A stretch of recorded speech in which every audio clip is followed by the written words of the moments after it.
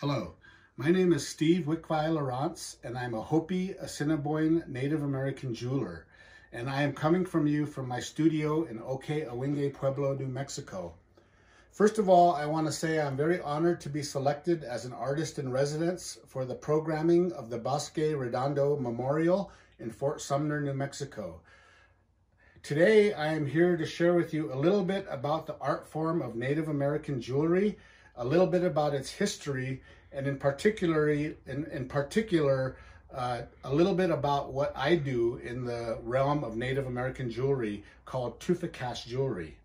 But first of all, I wanted to start out with a little quote from a Native American book called Native American Jewelry and Adornment by Lois Sher Dubin. In the traditional world of the nomadic tribes, which include the Navajo, one departs and returns. The journey is not linear and permanent, but circular and continuous. And no essential journey is complete until the return is made. Often the return is physical, as it was with the tribes that moved with the seasons, spiritually and in pursuit of game, returning always to their origin places, to their native grounds. One returns to one's native landscape whenever possible to renew oneself. And this quote really, when I read this quote, it kind of reminded me of the journey that the Navajo tribe went through during their incarceration at Bosque Redondo and the long walk that they had to make this journey to and return from Bosque Redondo. And as I mentioned in this quote, it was a circular journey. And that is very, very important to me because it reflects a little bit about the hoop dance, which I am also involved in through various forms. But today we're going to talk about Native American jewelry and adornment, and a little bit about the history of how that came to the Native American people of the Southwest. But today I also wanted to demonstrate a tufa casting process, which I am known for, and we'll do that today. We'll start out with that. So today, in preparation for this demonstration, I've been working on a ring, and what I'm going to finish up with is this particular ring.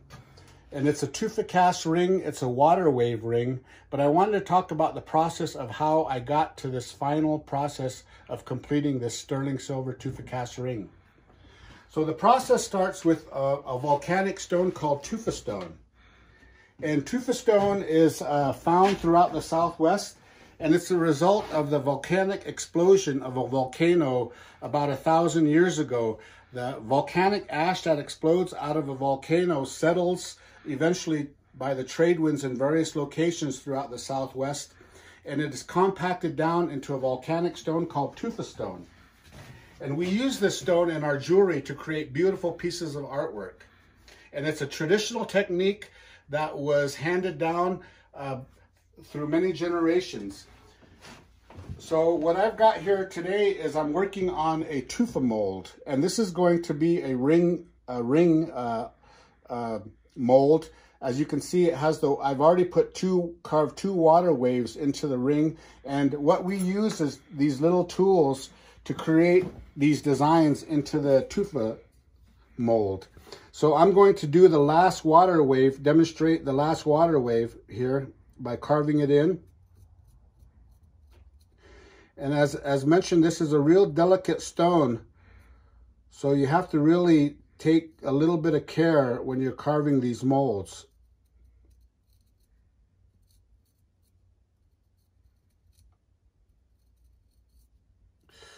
So in this particular mold, I'm carving the last water wave of the design of the ring that we're going to create, which is a water wave ring.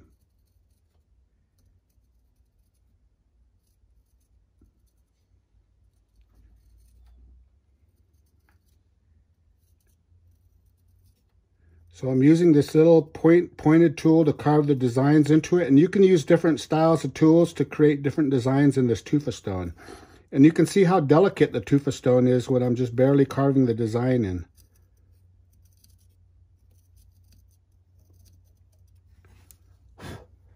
So there you see I've carved the third wave, and this is the result that we're trying to reach.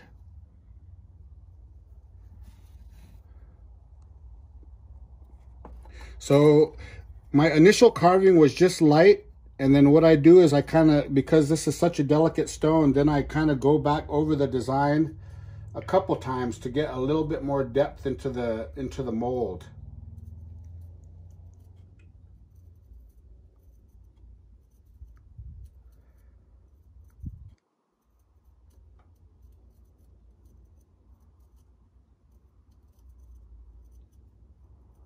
So this is actually a two-part mold, so there will be another mold that goes against this, and then it's clamped tightly together, and then molten silver is then poured into this mold to create the sterling silver ring that you see here.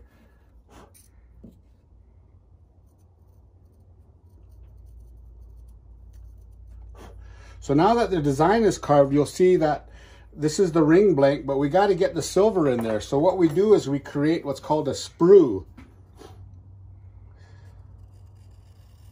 So I'm going to carve this area out.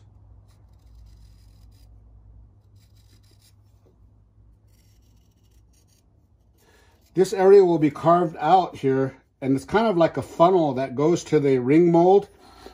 And so this will be carved out, and then molten silver will be poured into this hole to go into the mold that kind of, so when the silver is in its molten state, it runs into the design.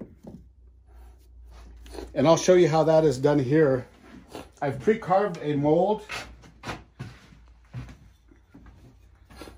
and it's ready to go. So as I mentioned, these are clamped very, very tightly together, and I've got my lines that kind of show where they should be clamped together.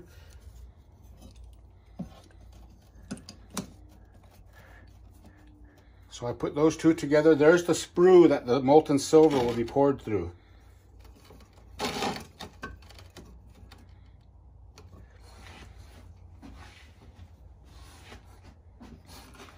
Here's some of the, and this is what we're going to use. This is sterling silver. It's in what's called a casting grain, and this is what we use to make our silver jewelry.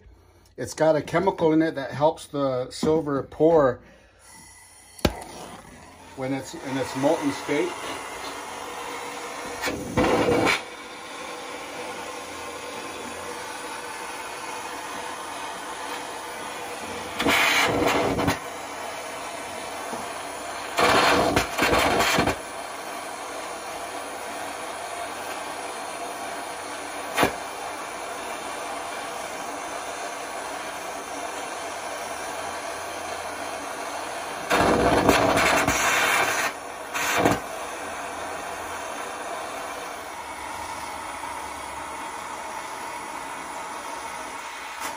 So we're heating the sterling silver casting grain, and it's starting to reach its melting point.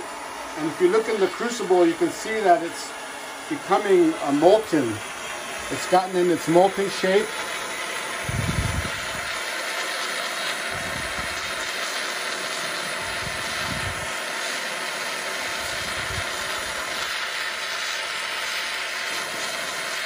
So I like to heat it up until it flows like, kind of like mercury would flow.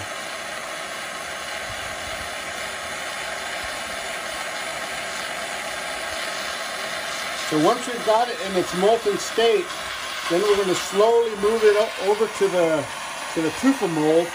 And as we pour, we're going to keep the heat on the molten silver so it won't cool off so fast.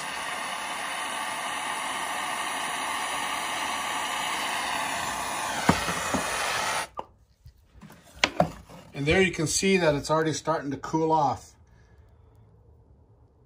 So it'll take probably about 10 seconds before it kind of reaches a nice cooled state. So once it kind of cools off somewhat, you can see it's already turning like a gray color. Then we'll take the mold apart.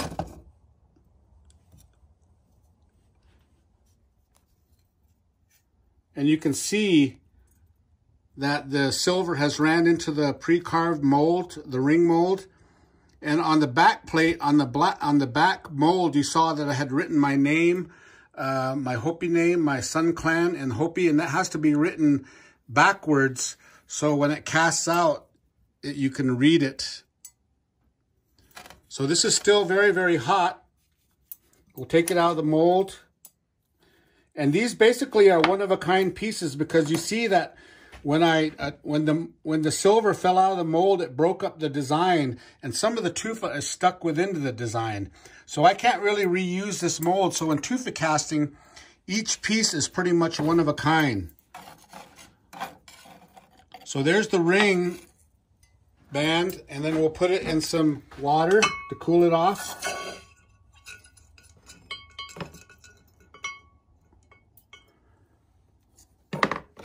And then what I like to do is get a plastic brush and then scrub the tufa out of the that's caught up in there.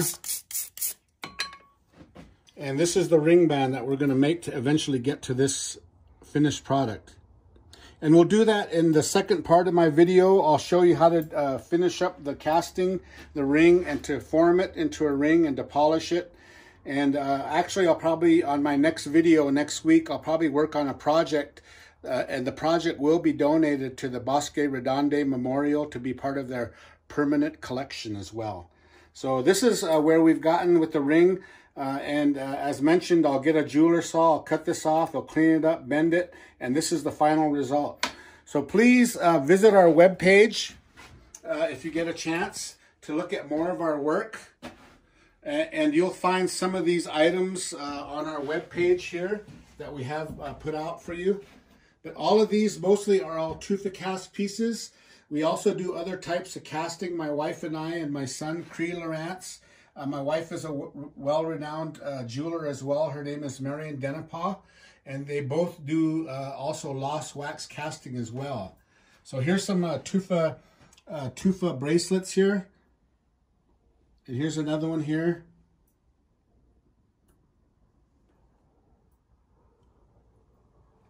And these are some works in progress that I'm working on too here as well. A necklace and 2 bracelets. And we do a lot of inlay into our jewelry as well. So these stones I've been working on will be inlaid into this particular bracelet here, as you can see.